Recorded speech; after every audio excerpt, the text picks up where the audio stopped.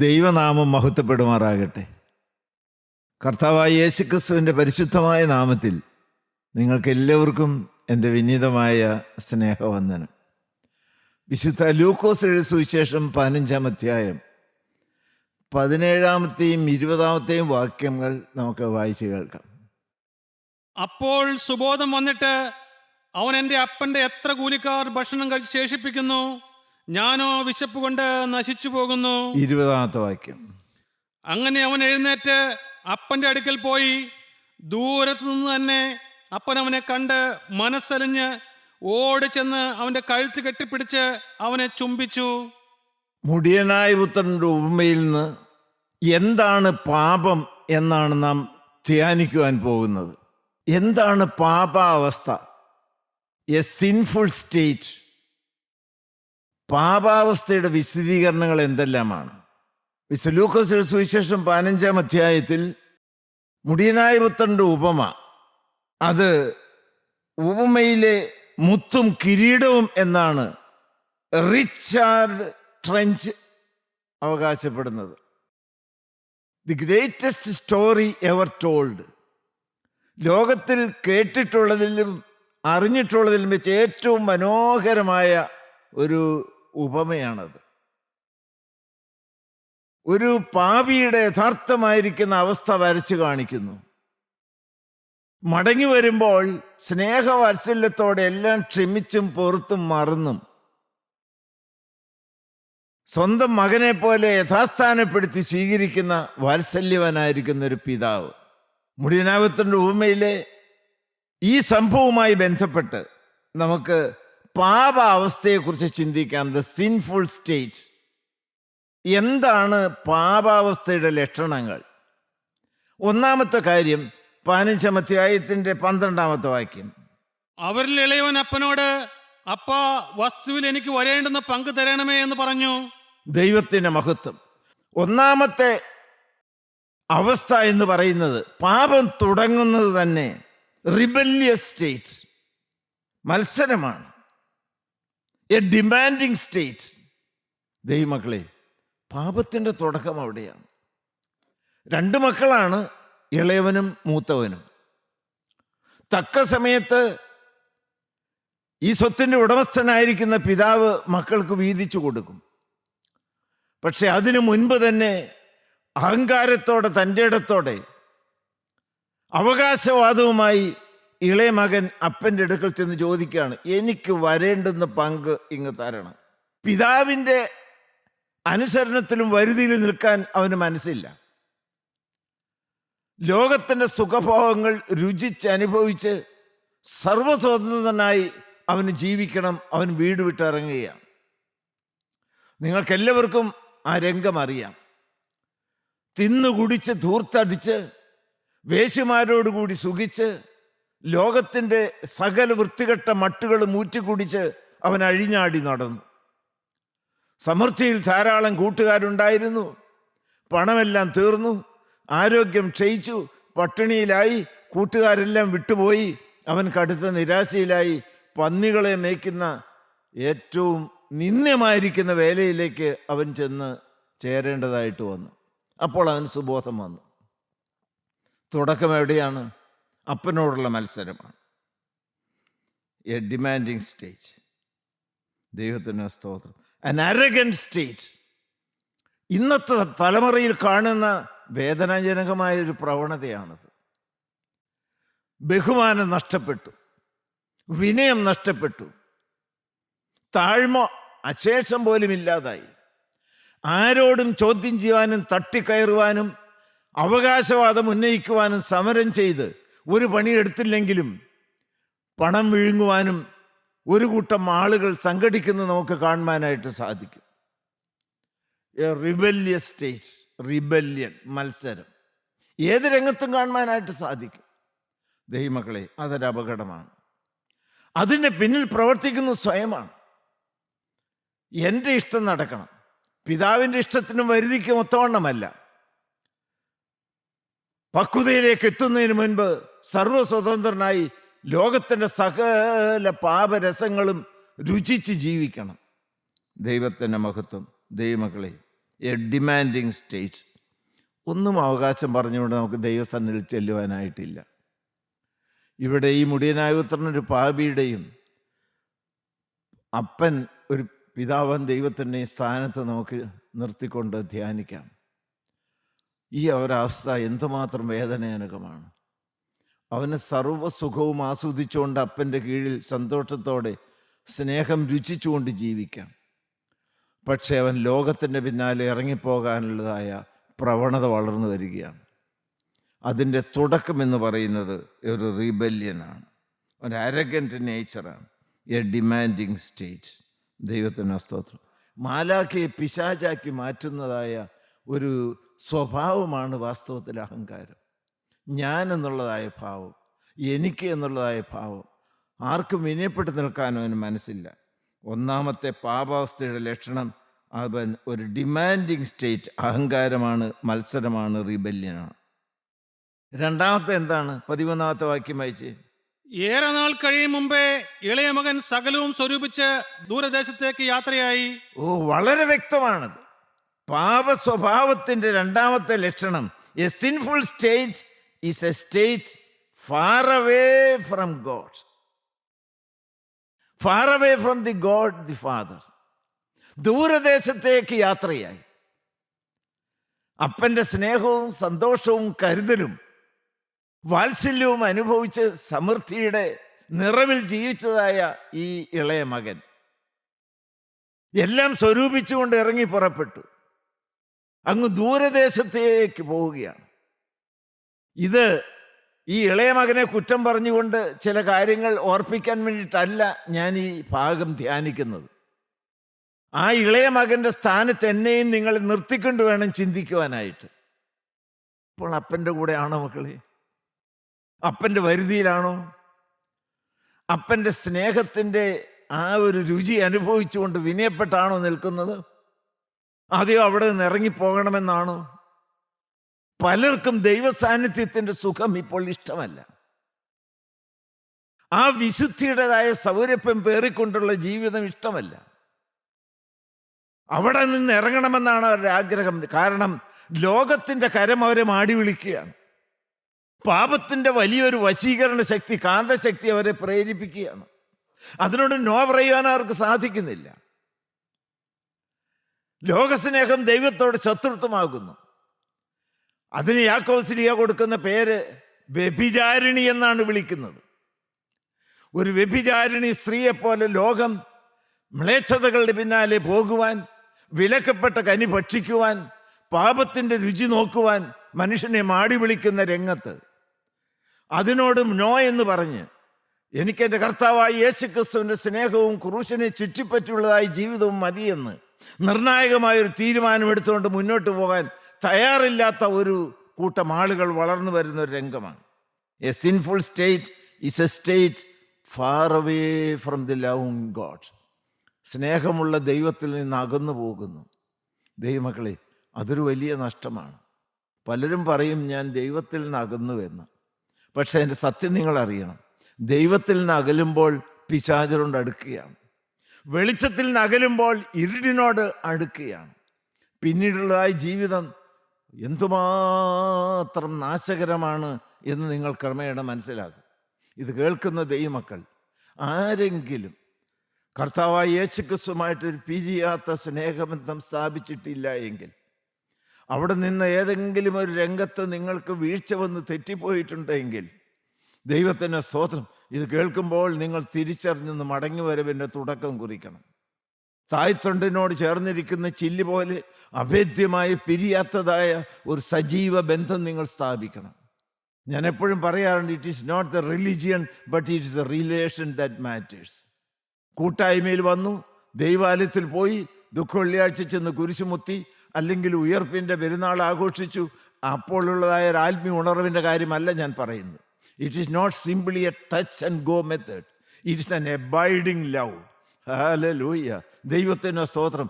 ധന്യനായിരിക്കുന്ന പൗലോസ് പറയുന്നത് പോലെ, ഈ ലോകത്തിന് വരുവാനുള്ളതിനോ ഉയരത്തിനോ ആഴത്തിനോ മറ്റ് യാതൊരു സൃഷ്ടിക്കോ കർത്താവായ യേശുക്രിസ്തുവിന്റെ സ്നേഹത്തിൽ നിന്ന് എന്നെ വേർതിരിക്കാൻ സാധ്യമല്ല എന്നുള്ളൊരു നിർണയം ഓരോ വ്യക്തികൾക്കും ആവശ്യമായിരിക്കുന്നു. ദൈവമക്കളെ, ആരെങ്കിലും ദൈവത്തെ വിട്ടുപോയിട്ടുണ്ടോ? ഞാൻ ഒരു വാക്കോടെ ചോദിക്കട്ടെ, കാൽവറി തറവാടിന് വിട്ടുപോയിട്ടുണ്ടോ? കൂട്ടായ്മയിൽ നകന്നു പോയിട്ടുണ്ടോ? കാൽവറി തീയിൽ കത്തി ജ്വലിച്ചു നിൽക്കുന്ന സ്നേഹാഗ്നിയിൽ നിന്ന് വിട്ട് കരിക്കൊട്ടയുടെ അനുഭവത്തിലേക്ക് ആരെങ്കിലും വന്നിട്ടുണ്ടോ? ദൈവത്തിൻ്റെ സ്നേഹം ഇന്ന് നിങ്ങളെ മാടി വിളിക്കുകയാണ്. ദൈവത്തിൻ്റെ സ്തോത്രം. ഈ അവസ്ഥയിൽ നിന്ന് ഒരു മാറ്റം വരണം.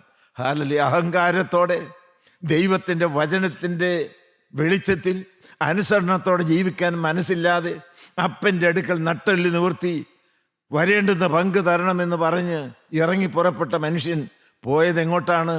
നിത്യനാശത്തിലേക്കാണ്.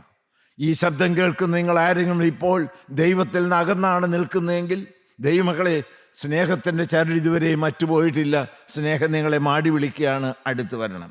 പാപാവസ്ഥയുടെ മൂന്നാമത്തെ ലക്ഷണം എന്താണ്? 13-ാമത്തെ വാക്യം വീണ്ടും വായിച്ചേ.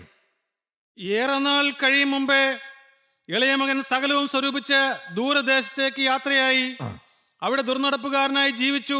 അവിടെ ദുർനടപ്പുകാരനായി ജീവിച്ചു. ദുർനടപ്പ്, എ സ്റ്റേറ്റ് ഓഫ് റെക്കലെസ് ലിവിങ്. അർത്ഥം നിങ്ങൾക്ക് മനസ്സിലായല്ലോ. പാപാവസ്ഥയുടെ മൂന്നാമത്തെ പ്രകടമായിരിക്കുന്ന ലക്ഷണം ദുർനടപ്പാണ്. അവൻ്റെ കാലടികൾ തെറ്റിപ്പോവുകയാണ്. നരകത്തിൻ്റെ പാനീയമായ മദ്യം കുടിക്കുവാൻ ലഹരിയുടെ പിന്നാലെ അവൻ ഓടി നടക്കുകയാണ്.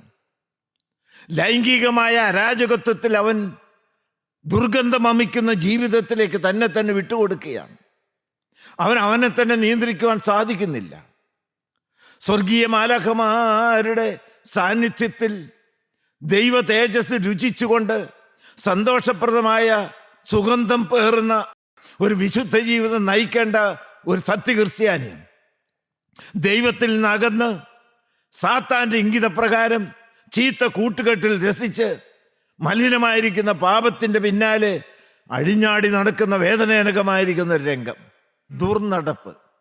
ഇന്നത്തെ ലോകത്തിലേക്കൊന്ന് നോക്കിക്കേ ദൈവമക്കളെ, എന്തുമാത്രം വക്രതയും കോട്ടവുമുള്ളതായ തലമുറയാണ്. യുവതലമുറ നശിച്ചുകൊണ്ടിരിക്കുന്നു. പണ്ടൊക്കെ ഉണ്ടായിരുന്നു സ്ത്രീകളും പുരുഷനും തമ്മിലുള്ളതായ ബന്ധത്തിനൊരു വിശുദ്ധി. ദൈവമക്കൾ എന്ന് പറയുമ്പോൾ അവരുടെ സമ്പത്ത്, കൈമുതൽ എന്ന് പറയുന്നത് വിശുദ്ധിയായിരുന്നു. ഇന്ന് അതെല്ലാം കൈമോശം വന്നു പോയിരിക്കുകയാണ്. തമ്മിത്തല്ലും വഴക്കും അശുദ്ധിയും മദ്യവും ലഹരിയും കഞ്ചാവും മറ്റ് രാസലഹരി പദാർത്ഥങ്ങളുമായി അഴിഞ്ഞാടി നടക്കുന്നതായ ഒരു കൂട്ടത്തിൻ്റെ പിന്നാലെ ദൈവമക്കളെ, നിങ്ങളും ചെന്ന് ചേരുവാൻ ഇടവരരുത്. നമ്മളുടെ കൂട്ടായ്മയിലെ ദൈവമക്കൾ വചനം കേൾക്കുന്നവരാണ്. അവർ വ്യതിരിക്തരാണ്, വേർതിരിക്കപ്പെട്ടവരാണ്. ദൈവത്തിന് സ്തോത്രം. കൈകൂപ്പിക്കൊണ്ട് ഞാൻ നിങ്ങളോട് വാത്സല്യത്തോടെ കെഞ്ചി അപേക്ഷിക്കുകയാണ്, മക്കളെ, ദൈവത്തെ വിട്ടു പോകല്ലേ. സകല മ്ലേച്ഛതയുടെയും ഉറവിടമായിരിക്കുന്ന ലോകത്തിലേക്ക് പോകല്ലേ. പാപത്തിൻ്റെ വഞ്ചനയിൽ കുടുങ്ങിപ്പോകല്ലേ. ദൈവത്തിൽ നിന്ന് അകലും തോറും പിശാചിനോടും ഇരുട്ടിനോടും അടുക്കുകയാണ്, നരകത്തോട് അടുക്കുകയാണ്. ഹല്ലേലൂയ. ദൈവത്തിന് സ്തോത്രം. ദൈവമക്കളെ, എ സ്റ്റേറ്റ് ഓഫ് റെക്കലെസ് ലിവിങ്. തോന്നിവാസം ജീവിക്കണം. ആരുടെയും വരുതിക്കും അനുസരണത്തിൽ നിൽക്കാൻ മനസ്സില്ല. ദുർനടപ്പ്, എ സ്റ്റേറ്റ് ഓഫ് റെക്കലെസ് ലിവിങ്. 15-30 കൂടെ വായിച്ച് അതെന്താണ് ആ ദുർനടപ്പിൻ്റെ വിശദാംശമോടെ പറയുന്നുണ്ട്. 15-ാം അധ്യായം 30-ാമത്തെ വാക്യം. വേശ്യന്മാരോടുകൂടി നിന്റെ മുതൽ തിന്നു കളഞ്ഞ ഈ നിന്റെ മകൻ വന്നപ്പോഴേക്കോ. ദൈവത്തിന് മഹത്വം. വേശ്യന്മാരോട് തിന്നു കുടിക്കുന്നു.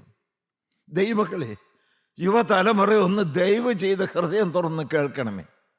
മക്കളെ, സ്വയം നാശത്തിലേക്ക് നിങ്ങളെ തന്നെ വിട്ടുകൊടുക്കരുത്. നിങ്ങളുടെ ശരീരം ദൈവത്തിൻ്റെ മന്ദിരമാണ്. നിങ്ങളുടെ കൈകൾ കർത്താവായ യേശുക്രിസ്തുവിൻ്റെ തിരുവചനം പിടിച്ചുകൊണ്ട് ഓടുന്നത്, സുവിശേഷം ഘോഷിക്കുന്നത്, കർത്താവിൻ്റെ സാക്ഷിയായി നിൽക്കുന്നത് കാണുവാൻ ഞങ്ങൾക്കും എല്ലാറ്റിനും ഉപരി ദൈവത്തിനും വലിയ കൊതിയുണ്ട്. വക്രതയും കോട്ടവും നിറഞ്ഞ തലമുറയുടെ നടുവിൽ അനിന്ദരും പരമാർത്ഥികളും ദൈവത്തിന് നിഷ്കളങ്ക മക്കളുമായി നിങ്ങൾക്കൊന്ന് നിൽക്കാമോ? ദൈവത്തിന് സ്തോത്രം. കൂട്ടായ്മയിൽ വന്ന് വചനം കേൾക്കുന്ന ദൈവമക്കൾ ദയവ് ചെയ്ത് ശ്രദ്ധിക്കണം. Be an example for others. വിശുദ്ധിയിലും നർമ്മതയിലും വിശ്വാസത്തിലും സ്നേഹത്തിലും നിങ്ങൾ മറ്റുള്ളവർക്കൊരു മാതൃകയായിരിക്കണം. ഹല്ലേലൂയ. ദൈവത്തിന് സ്തോത്രം. നിങ്ങളൊരു ജീവിക്കുന്ന വേദപുസ്തകമായി മാറണം. മറ്റുള്ളവർ നിങ്ങളുടെ ജീവിതത്തിൻ്റെ താളുകളിൽ നിന്ന് വായിച്ച സ്നേഹം എന്താണ്, വിശുദ്ധി എന്താണ്, വിശ്വാസം എന്താണ്, എന്താണ് സത്യക്രിസ്ത്യാനിയുടെ യഥാർത്ഥമായിരിക്കുന്നതായ ജീവിത നിലവാരം ഒന്ന് കണ്ടുപഠിക്കട്ടെ. ഹല്ലേലൂയ, ദൈവത്തിന് സ്തോത്രം. Your life speaks louder than your words. Hallelujah, ദൈവത്തിൻ്റെ മഹത്വം. നമ്മളുടെ ജീവിതം ഒരഞ്ചാമത്തെ സുവിശേഷമായി മാറട്ടെ. അതാണ് ഈ കാലഘട്ടത്തിൻ്റെ ഏറ്റവും വലിയ ആവശ്യം. വാചാലമായിരിക്കുന്ന പ്രശ്നങ്ങളല്ല, ജീവിതത്തിൻ്റെ സൗരഭ്യം മണത്ത് അനേകർ കർത്താവായ യേശുക്രിസ്തുവിനെ കാണുവാൻ മുഖാന്തരമായി തീർന്നു. ദുർനടപ്പ്, സ്റ്റേറ്റ് ഓഫ് റെക്ലെസ് ലിവിങ്, ദൂരദേശത്തേക്ക് പോയി തോന്നിവാസം അഴിഞ്ഞാടി നടക്കുന്നവർ ദുർനടപ്പ് വിട്ട് കർത്താവായ യേശുക്രിസ്തുവിൻ്റെ ക്രൂശിൻ ചൂട്ടിലേക്ക് അടുത്തു വരാൻ തുടക്കം കുറിക്കണം. ഹല്ലേലൂയ. പാപാവസ്ഥയുടെ അടുത്ത ലക്ഷണം എന്താണ്? 15:14. എല്ലാം ചെലവഴിച്ച ശേഷം ആ ദേശത്ത് കഠിന ക്ഷാമം ഉണ്ടായിട്ട്. ദൈവത്തിന് സ്തോത്രം. It is A spending stage. എല്ലാം ചെലവഴിച്ചു. ദൈവത്തിന് സ്തോത്രം. ഇവിടുന്ന് പോകുമ്പോൾ സുന്ദരനായിരുന്നു, മുടിയനായ പുത്രൻ, അവൻ യുവകോമളനായിരുന്നു. അപ്പൻ്റെ സ്നേഹവാത്സല്യം അനുഭവിച്ച് സന്തോഷത്തോടെ അരോഗതയുടെ ഗാത്രനായി സുന്ദരനായി നല്ല വസ്ത്രമെല്ലാം ധരിച്ച് കോമളനായി ജീവിച്ച ഒരു നല്ല ചെറുപ്പക്കാരൻ, നല്ല കുടുംബ പശ്ചാത്തലം, നല്ല സ്നേഹമുള്ള ഒരു പിതാവ്, സമൃദ്ധിയുള്ളതായ ഒരു ഭവനം, ധാരാളം വേലക്കാർ പോലും തിന്ന് ശേഷിപ്പിക്കുന്നു, ഒന്നിനും കുറവില്ല. ഹല്ലേലൂയ, ദൈവത്തിന് സ്തോത്രം. എന്നാൽ ദൈവമക്കളെ, ഇപ്പോൾ എന്താണത്? എല്ലാം ചെലവഴിച്ചു. പണം മുഴുവൻ തീർന്നു, ആരോഗ്യം മുഴുവൻ ചോർന്നു പോയി, അവൻ്റെ മുഖശോഭ നഷ്ടപ്പെട്ടു, ഉണ്ടായിരുന്ന കൂട്ടുകാരെല്ലാം ഓരോരുത്തരായി പിരിഞ്ഞുപോയി, അവൻ്റെ ആസ്തിയും അവൻ്റെ ആരോഗ്യവും അവൻ്റെ ഭാവിയും എല്ലാം നഷ്ടപ്പെട്ടു. എല്ലാം ചെലവഴിച്ച് സ്പെൻഡിങ് സ്റ്റേജ്. അതോട് ചേർത്ത് പ്രായോഗികമായ ഒരു കാര്യം ഞാൻ നിങ്ങളോട് ചോദിക്കട്ടെ. ധൂർത്തടിച്ച് പണം ചെലവഴിക്കുന്ന ആരെങ്കിലും ഈ ശബ്ദം കേൾക്കുന്നുണ്ടോ? പൗലോസ്ലീഹ പറയുന്നത് പോലെ ഉള്ളത് കൊണ്ട് അലംഭാവത്തോടിരിക്കാൻ നിങ്ങൾ പഠിക്കണം. 10 രൂപ ചെലവഴിക്കേണ്ട സ്ഥാനത്ത് ഒരിക്കലും അത് 11 ഇടവരരുത്, 9.5 ആക്കണ്ട. ദൈവത്തിന് സ്തോത്രം. ദൈവമക്കളുടെ ജീവിതത്തിൽ എല്ലാത്തിനും ഒരു ക്ലിപ്തത ഉണ്ടായിരിക്കണം. Keep order and order will keep you. എല്ലാത്തിനും ഉണ്ട് ഒരു ടൈം ടേബിൾ, എല്ലാറ്റിനും ഉണ്ട് ഒരു കൃത്യത. ഹല്ലേലൂയ, ദൈവത്തിന് സ്തോത്രം. ദൈവമക്കളെ, അനാവശ്യമായി ഒന്നിനും ചെലവഴിക്കരുത്. ചിലർ വസ്ത്രത്തിന് വേണ്ടിയിട്ട് ധാരാളം പണം ചെലവഴിക്കും, ചിലർ കടം മേടിച്ചു പോലും, വായ്പ മേടിച്ചു പോലും വീടിൻ്റെ വലിപ്പം ഒത്തിരി കൂട്ടും. ദൈവത്തിന് സ്തോത്രം. ദൈവമക്കളെ, ഞാൻ അതിനെ ആരെയും കുറ്റം പറയുകയല്ല. കാറ് മോശമായാൽ പറ്റുകയില്ലല്ലോ. വലിയ പലിശ കൊടുത്താണേലും കാശുണ്ടാക്കി കടം മേടിച്ച് കാറ് വാങ്ങിക്കുക, വീട് പണിയുക, തൂർത്തടിക്കുക, കൂട്ടുകാരോട് തിന്ന് കുടിക്കുക, മേളിക്കാനായിട്ട് പോകുക, അവിടെയും ഇവിടെയുമെല്ലാം. ദൈവമക്കളെ, നിങ്ങൾ വലിയ ടൂറിന് പോകുന്നു, അനാവശ്യമായിരിക്കുന്ന ഒരു ചെലവ് പാടില്ല. ഞാൻ പറയുന്ന ഒരു വിവാഹ സദ്യകൾ പോലും ദൈവമക്കളുടെ ജീവിതത്തിൽ അതെല്ലാം മാതൃകയായിരിക്കണം. ഒരു തരത്തിലും ഒരു ധൂർത്ത് പാടില്ല. ആരെയും കാണിക്കാനും ആരുടെ മുമ്പിൽ വിളങ്ങുവാനും എൻ്റെ വലിപ്പമെന്ന് വെളിപ്പെടുത്തുവാനുമുള്ളതായ ഒരു വ്യഗ്രത ഇന്ന് ക്രിസ്തീയ വിഭാഗത്തിൽ പോലും കാണുന്നത് വേദനാജനകമായൊരു കാര്യമാണ്. ഹല്ലേലൂയ, ദൈവത്തിന് സ്തോത്രം. അത് ദൈവമക്കളെ, അങ്ങനെ നിങ്ങൾ ആ ഒരു സ്പെൻഡിങ് സ്റ്റേജ് കൃത്യമായിട്ട് മാത്രം, ആവശ്യത്തിന് മാത്രമേ ചെലവഴിക്കാവൂ എന്നുള്ള കാര്യം നിങ്ങൾ പ്രത്യേകം ശ്രദ്ധിക്കണം. കാരണം ആവശ്യക്കാരില്ലേ, ഒന്നുമില്ലാത്തവരില്ലേ, പട്ടിണി പാവങ്ങളില്ലേ, അല്പം നീക്കി ബാക്കി വെച്ചിട്ട് സഹായിക്കേണ്ടവരെ സഹായിക്കാൻ പാടില്ലേ? ദൈവത്തിന് സ്തോത്രം. ദൈവമക്കളെ, ധൂർത്തടിച്ച് നടന്നു, നിറഞ്ഞതായ പെട്ടി കാലിയായി. വായിച്ച് 15-ാം അധ്യായത്തിൻ്റെ 10-ാമത്തെ വാക്യം ഒന്നുകൂടെ വായിച്ച്. വേശ്യമാരോടുകൂടി നിന്റെ മുതൽ തിന്നു കളഞ്ഞ ഈ നിന്റെ മകൻ വന്നപ്പോഴേക്കോ തടിച്ച കാളക്കുട്ടിയെ. വേശ്യമാരോടുകൂടി നിന്റെ മുതൽ തിന്നു മുടിച്ചു. നിങ്ങളെപ്പോഴും ഓർക്കണം, എനിക്ക് തന്നതായ പണം, എനിക്ക് തന്ന സമ്പത്ത്, അതെൻ്റെ പൊന്നുതമ്പുരാൻ തന്നതായ സമ്പത്താണ്, അവൻ തന്ന താലന്താണ്. എനിക്ക് സുഖിച്ചു പൊളച്ച ആഡംബര വിഭൂഷിതനായി തിന്നു കുടിക്കാനുള്ളതല്ല അത് ദൈവത്തിനും ദൈവനാമ മഹത്വത്തിനും മറ്റുള്ളവരുടെ ക്ഷേമത്തിനും വേണ്ടി ചെലവഴിക്കാനുള്ളതാണ്. അതുകൊണ്ട് ദൈവമക്കൾ ഒരിക്കലും ആഡംബരപ്രിയരാകരുത്. ദൈവമക്കൾ ഒരിക്കലും തൂർത്തടിക്കാനായിട്ട് ഇടവരരുത്. ഹല്ലേലൂയ, ദൈവത്തിന് സ്തോത്രം. അടുത്ത കാര്യം വായിച്ച് 14-ാമത്തെ വാക്യം വീണ്ടും വായിച്ച്. എല്ലാം ചെലവഴിച്ച ശേഷം എല്ലാം ചെലവഴിച്ചു. ദൈവത്തിന് പാപാവസ്ഥയുടെ മറ്റൊരു ലക്ഷണം അതാണ്. ദൈവത്തിന് സ്തോത്രം. A state of severe famine. എല്ലാം ചെലവഴിച്ച ശേഷം ആ ദേശത്ത് കഠിന ക്ഷാമം ഉണ്ടായിട്ട്. Hallelujah, A state of famine. ദൈവമക്കളെ, ഒരു വലിയ കെടുതിയിലേക്ക് അവൻ വരികയാണ്. സകലതും ചെലവഴിച്ചു. പട്ടിണി, ക്ഷാമം, എ വാണ്ടിങ് സ്റ്റേറ്റ്. നിങ്ങൾക്ക് ഞാൻ പറഞ്ഞു പോകുന്നതിൻ്റെ അർത്ഥം മനസ്സിലാകുന്നുണ്ടോ? പടിപടിയായിട്ട് ദൈവത്തിൽ നിന്നകന്ന് നാശത്തിലേക്ക് പതിക്കാനായിട്ട് പോവുകയാണ്. ഏതവസ്ഥയിൽ ജീവിച്ചതായ ഒരു ഇളയ മകനാണത്. ഇപ്പോഴത്തെ അവസ്ഥ എന്താണ്? സമൃദ്ധിയാണ്. വേലക്കാർ പോലും നിന്ന് ശേഷിപ്പിക്കുമ്പോൾ ഇവൻ ഒരു തരി ചോറിന് വേണ്ടി വിശന്ന് കെഞ്ചുകയാണ്. ദൈവത്തിന് സ്തോത്രം. A state of famine, A wanting state. നിങ്ങൾ പലരും അങ്ങനെയല്ലേ? ദൈവത്തിന് സ്തോത്രം. തെല്ല് സമാധാനത്തിന് വേണ്ടി പട്ടിണിയുടെ നിന്ന് ക്ഷാമം അനുഭവിക്കുന്നവരില്ലേ? ഭർത്താവിൻ്റെ, ഭാര്യയുടെ, മക്കളുടെ, പിതാവിൻ്റെ, അയൽവാസികളുടെ സ്നേഹം കിട്ടാൻ വേണ്ടി കൊതിയോടെ ആഗ്രഹിക്കുന്നവരില്ലേ?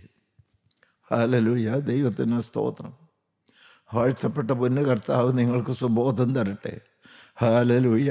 ദൈവസാന്നിധ്യത്തിൻ്റെ മാധുര്യം അനുഭവിച്ച ദൈവമക്കൾ ഇന്ന് പലപ്പോഴും അത് കിട്ടാതെ വിഷമിക്കുന്നില്ലേ? ഉറക്കത്തിന് ക്ഷാമമില്ലേ? ഹല്ലേലൂയ, ദൈവത്തിന് സ്തോത്രം. ഞാൻ ഇന്ന് അനേക വ്യക്തികളുമായി ഇടപെടുമ്പോൾ മനസ്സിലാക്കുന്ന ഒരു കാര്യം, ജനം കഷ്ടതയിലാണ്. ജനം സമാധാനത്തിന് ദാരിദ്ര്യം അനുഭവിക്കുന്നവരാണ്. ഒരു സ്ത്രീയോട് കൈ നിറയെ ആഭരണമുണ്ട്, സ്വന്തം വണ്ടി ഓടിച്ചുകൊണ്ടാണ് വന്നത്. ഞാൻ ചോദിച്ചു, നിങ്ങളൊന്ന് സന്തോഷത്തോടെ ഉള്ളം തൊട്ട് ചിരിച്ചിട്ട് എത്ര നാളുകളായി എന്ന്. ഒന്ന് സന്തോഷത്തോടെ ചിരിച്ചിട്ട് എത്ര നാളുകളായി എന്ന്. അതിൻ്റെ മറുപടി വലിയ വായിലൊരു കരച്ചിലായിരുന്നു. ഹല്ലേലൂയ. ഞാനിത് പറയുമ്പോൾ ഉള്ളം നൊന്ത് കലങ്ങിയതായ അനേക ദൈവമക്കളില്ലേ? സ്നേഹത്തിന് ക്ഷാമം അനുഭവിക്കുന്നവർ, സമാധാനത്തിന് ക്ഷാമം അനുഭവിക്കുന്നവർ, ഒരിക്കൽ ദൈവസാന്നിധ്യത്തിൻ്റെ സുഖവും രസവും സന്തോഷവും അനുഭവിച്ച ദൈവമക്കൾ അത് നഷ്ടപ്പെട്ട് വേദനയിൽ ഉണങ്ങിക്കരിഞ്ഞ ഒരവസ്ഥയിൽ ഇപ്പോൾ കണ്ണുനീരോടെ കഴിയുന്നില്ലേ? ഹല്ലേലൂയ. നിങ്ങളാരും നിരാശപ്പെടേണ്ട. ഹല്ലേലൂയ, ദൈവത്തിന് സ്തോത്രം. 15-ാം അധ്യായത്തിൻ്റെ 22-ാമത്തെ വാക്യത്തിൽ എന്താണ് പറയുന്നത്? എല്ലാം നഷ്ടപ്പെട്ടു. എല്ലാം നഷ്ടപ്പെട്ടു. 14-ാമത്തെ വാക്യം ഒന്നുകൂടെ വായിച്ച്.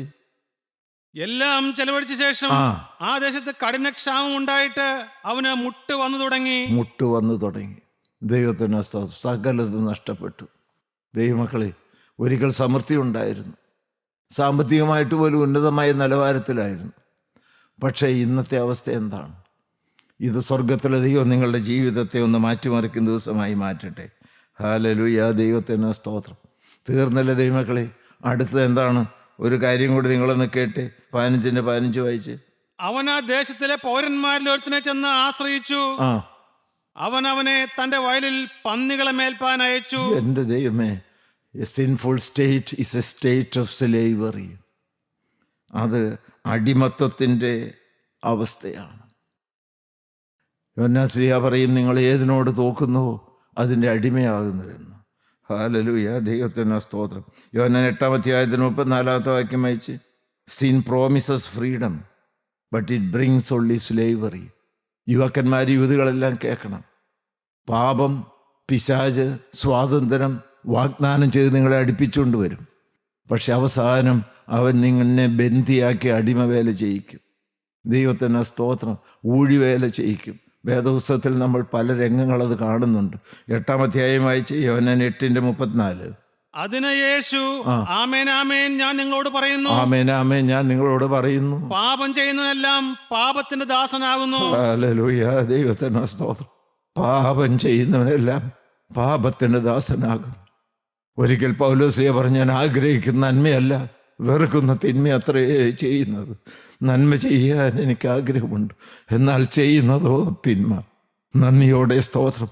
എന്നാൽ ദൈവമക്കളെ, ആ ബന്ധനത്തിൽ നിന്ന്, ആ അടിമത്തത്തിൽ നിന്ന് പാപച്ചങ്ങലകൾ പൊട്ടിച്ച് നിന്നെ സ്വതന്ത്രനാക്കി പുത്രത്വത്തിൻ്റെ പദവിയിലേക്ക് കൊണ്ടുവരുവാൻ കർത്താവായ യേശുക്രിസ്തു കാൽവറിയിൽ നിങ്ങൾക്ക് വേണ്ടി എനിക്ക് വേണ്ടി യാഗമായി തീർന്നു. ഹല്ലേലൂയ. നന്ദിയോടെ സ്തോത്രം. ബന്ധനക്കെട്ടുകൾ പൊട്ടിച്ചു. ഹല്ലേലൂയ. കാൽവറി ക്രൂശ് ബന്ധന ചവരുടുകൾ പൊട്ടിച്ച് സ്വാതന്ത്ര്യം തന്ന സ്വർഗീയമായിരിക്കുന്ന രംഗമാണ്. ആ കാൽവറി ക്രൂശിൽ ദൈവമകളെ സ്നേഹത്തിൻ്റെ രക്ഷയുടെ തീ കത്തി ജ്വലിക്കുന്നുണ്ട്. ആ തീ എന്നിൽ വന്ന് കത്തിക്കഴിഞ്ഞാൽ ബന്ധന കയറുകൾ പൊട്ടിച്ചാമ്പലാകും. നമുക്ക് ക്രൂശിലേക്ക് നോക്കാം, നമുക്ക് പ്രാർത്ഥിക്കാം. ഹല്ലേലൂയ. അടിമച്ചങ്ങലയിൽ കുരുങ്ങി സ്വാതന്ത്ര്യമില്ലാതെ സ്തുതി നഷ്ടപ്പെട്ട് ഊഴിവേല ചെയ്ത് ഹല്ലേലൂയ പാപത്തിൻ്റെ ദാസത്വത്തിൽ നിരാശയോടെ കഴിയുന്ന ആരെല്ലാം ഈ ശബ്ദം കേൾക്കുന്നുണ്ട്, മക്കളെ, നിങ്ങൾക്കൊന്ന് ക്രൂശിലേക്ക് വരാമോ? ഹല്ലേലൂയ. ആ കരഞ്ഞ പൗലോസ്ലീഹ വ്യക്തമായി സ്വാതന്ത്ര്യത്തിൻ്റെ പാട്ട് പാടിക്കൊണ്ട് പറഞ്ഞു, ഇതാ കർത്താവായ യേശുക്രിസ്തു മുഖാന്തരം ജയം നൽകുന്ന ദൈവത്തിന് സ്തോത്രം. ഹല്ലേലൂയ. ഹല്ലേലൂയ. കർത്താവായ യേശുക്രിസ്തു നിങ്ങൾക്ക് വാഗ്ദത്തം ചെയ്യുകയാണ്. ആ ക്രൂശിലേക്ക് നോക്കുക, ക്രൂശിനെ കെട്ടിപ്പിടിക്കുക, കാൽവറിയിൽ കർത്താവായ യേശുക്രിസ്തു തന്നതായ ആ സ്വാതന്ത്ര്യം അനുഭവിക്കുക. അതിന് പൊന്നു കർത്താവ് നിങ്ങൾ കൃപ തന്ന് സഹായിക്കട്ടെ. ദൈവനാമം മാത്രം മഹത്വപ്പെടുമാറാകട്ടെ. ദൈവത്തിന് സ്തോത്രം. ഹല്ലേലൂയ.